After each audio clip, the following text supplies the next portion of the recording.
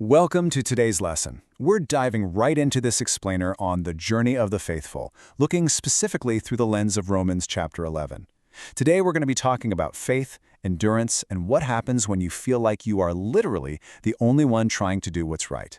As an 8th grader, you know firsthand that you're navigating a world full of choices, and let's be honest, sometimes those choices are really tough. So let's look at how the Bible gives us a clear, steady path to walk on. So, I want you to imagine something for a second. Have you ever felt totally alone in doing the right thing? Picture this. You're at school, or maybe hanging out with a group of friends. Someone starts passing around the answers to a test, or maybe the whole group starts gossiping and laughing about another student. The crowd is moving in one direction, and it's a direction you know in your heart is just wrong. So you make the choice to step back. You choose not to cheat. You choose not to join in the gossip. But standing there, doing the right thing, you suddenly look around and realize, no way, I'm the only one. It can feel incredibly isolating.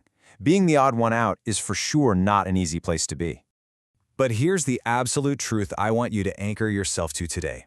You are never as alone as you feel. It's completely normal to feel like the odd one out when you're standing up for your faith or your character.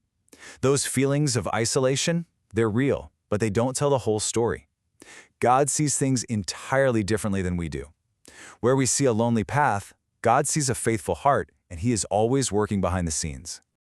Okay, let's move into section 1. Paul answers a big question. In Romans 11, the Apostle Paul is tackling this massive question that early Christians were really wrestling with. Did God just reject His people, Israel? You see, many of the Israelites had turned away and weren't following God's plan, so it was super easy for people looking from the outside to think God must have just thrown His hands up and given up on them. But Paul gives this resounding certainly not. Our memory verse today, Romans 11:2 says, God has not cast away His people whom He foreknew.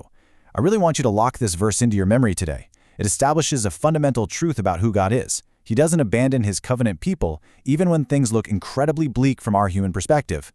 And Paul didn't just throw out big theological words here. He pointed right at himself as literal living proof. He said, "Look at me, I am an Israelite." Paul himself was living, breathing evidence that God was still showing mercy to Israel. Remember, Paul, who actually used to go by Saul, was once fiercely against early Christians, yet God showed him incredible mercy and totally transformed his life. Paul is telling us that if God could show mercy to him, God's covenant is clearly never abandoned. His promises are absolutely unbreakable. Moving on to section 2, Elijah and the remnant. You know, hundreds of years before Paul, the prophet Elijah lived during a really dark time when almost everyone in his nation was turning away from God and worshiping false idols. Elijah felt that exact same isolation you might feel when you're the only one doing the right thing in the middle school cafeteria. Elijah was completely overwhelmed. He cried out in despair, "I am the only one left." He was exhausted, scared, and convinced he was entirely alone in his faith. But listen to God's response. God gently corrects his perspective with the factual reality, I have reserved a remnant. God had to show Elijah that his feelings of loneliness didn't reflect what God was actually doing behind the scenes. God had kept thousands of people safe who had not bowed down to false idols. Okay, so what exactly is a remnant? Let's define it. A remnant is a smaller group of people who remain faithful to God even when a whole bunch of others turn away. I want you to close your eyes for a second and just visualize that. Picture a massive crowd walking into darkness, but then picture this smaller group, the remnant, standing firmly together with God's bright light shining all around them. They're strong, they're steady, and they're holding on to the truth. When you choose to do the right thing, even when it's hard, you are part of that faithful remnant.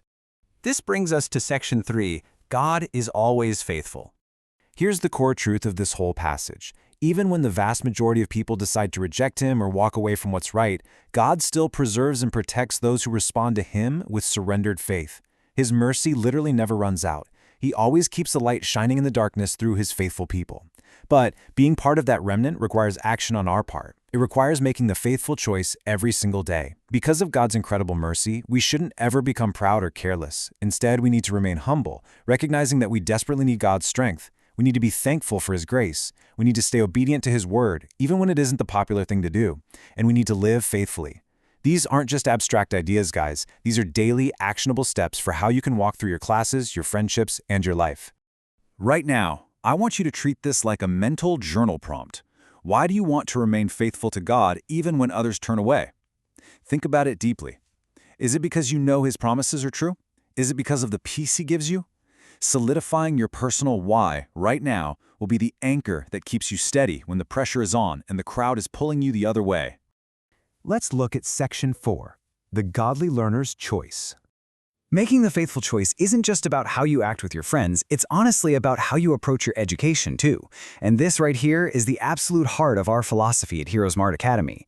We purposefully intertwine biblical morality with your academic education. And here's why. Because education without morality can actually hurt.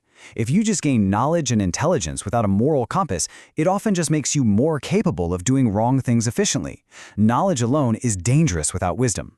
But Romans 8:6-7 hits the nail on the head. It teaches us that keeping the mind spiritually minded leads to life and peace. We want you to pursue academic excellence, to be brilliant in math, science, and literature, but we want you to do it while keeping your mind centered on God, on truth, on wisdom, and on righteous choices. Intelligence should help you make wise, God-honoring decisions. So I'm going to leave you with this final, powerful question to chew on. How will you choose to use your knowledge to honor God today? You have a brilliant mind, and you have the calling to be part of God's faithful remnant. Whether you're taking a math test, talking to a friend in the hallway, or helping out at home, you have the opportunity to let your education and your faith shine together. Make the wise choice. Be the remnant. Have an awesome rest of your day, and I will see you in our next lesson.